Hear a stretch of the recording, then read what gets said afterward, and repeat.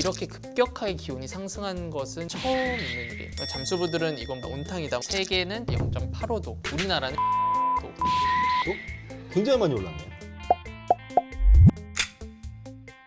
귤은 이거 사오신 거예요? 네.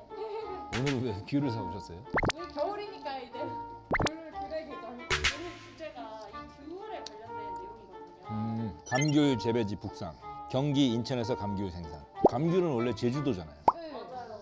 근데 심지어 이제 제주도에서 감귤 말고 뭐 파파야 이런 열대 과일이 난다고 하더라고요. 우리나라가 확실히 더워지고 있는 건 사실인 것 같아요. 그래서 이거 관련해서 얘기해주실 전문가분을 모셨습니다. 제가 모셨잖아요.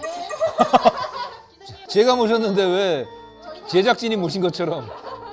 재난미디어센터 기후위기 대응팀에서 기후변화 환경 관련해서 취재하고 보도하고 있는 이호준 기자입니다. 좀 다르죠. 텀블러를 들고 오셨어요. 아, 이제 습관이 돼서 이제 항상 들고 다니고. 이게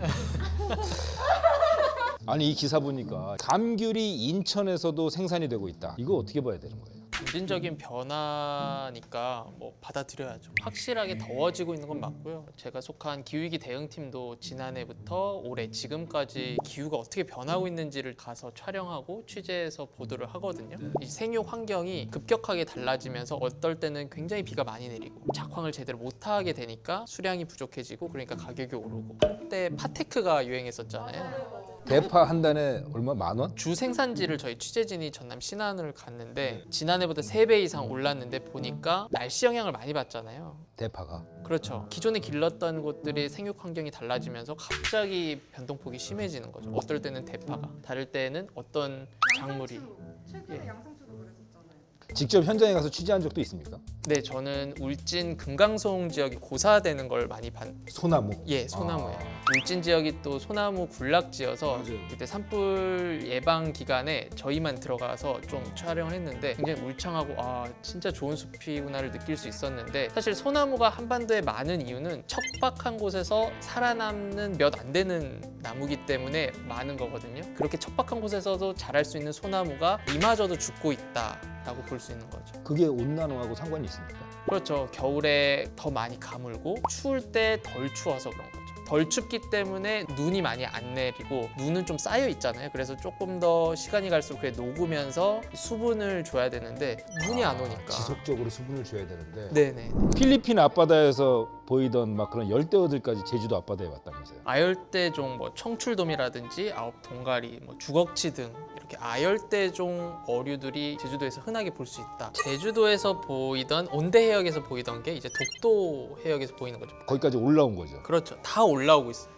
다 밀어내고 있다고 보시면 되죠. 그리고 이제 잠수를 하잖아요. 근데 표층 수온이 27도. 잠수부들은 이건 목욕탕이다, 온탕이다 뭐 이런 식으로 표현을 하더라고요. 수온이 급격히 상승해서 어패류들이 폐사할 수 있다라는 그 폭염. 맞아요. 저도 한번 방송에 출연해가지고 그걸 방송했던 기억 나는데 고수온 경보가 남해, 서해, 동해까지 내렸었는데 특히 여수 앞바다인가요? 거기에서는 고수온 경보가 30도를 넘는 경우도 있었어요. 전남 강진이었던 것 같아요. 맞아요. 우리가 수온 관측 이래 최고 높은 거라고 했었던 것 같아요.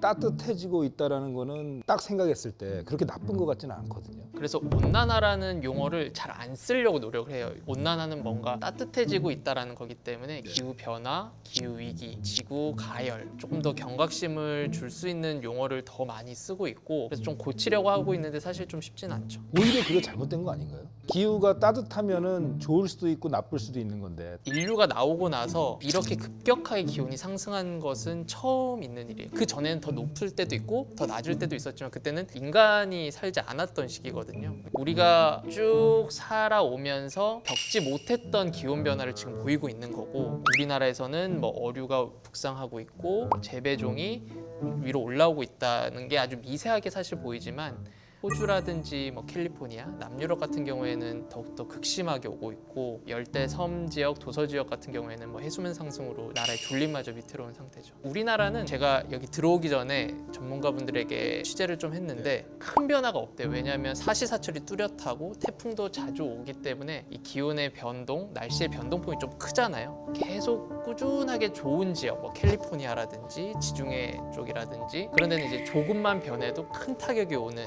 나라들이죠. 이거는 위기입니까? 변화입니까? 변화이자 위기이지 않을까요? 세계는 1880년부터 2012년까지 0.85도, 1912년부터 17년까지 자료를 모아본 결과 네. 우리나라는 1.8도. 1.8도? 굉장히 많이 올랐네요. 제가 알기로도 100년 동안 1도 미만으로 오른 걸로 알고 있는데 우리나라는 왜 이렇게 많이 오른 거죠? 위도 때문에 그렇다고 하더라고요. 우리나라가 중간 지역이 있잖아요. 북지방으로 올라갈수록 또 기온 상승이 더 높고 열대 지방은 그렇게 온도 변화 크진 않다고 하는데 올라가면 갈수록 온도 변화는 좀 많다라고 하더라고요. 수온의 변화는 더 극적인데요. 수온의 상승은 68년부터 2018년까지 자료가 있다고 하는데 전 세계 수온 상승 평균은 0.49도인데 한국은 수온이 1.23도, 2배 반. 2배 반. 네. 1.23도 올랐다는 게 좀 사실 그 온도 자체로는 큰 느낌이 아닌데 얼마나 많이 심각한 걸까요? 지구 전체가 1도가 올랐다고 하면 인체도 1도가 올라도 고열이잖아요. 그렇게 보면 조금 쉽지 않을까.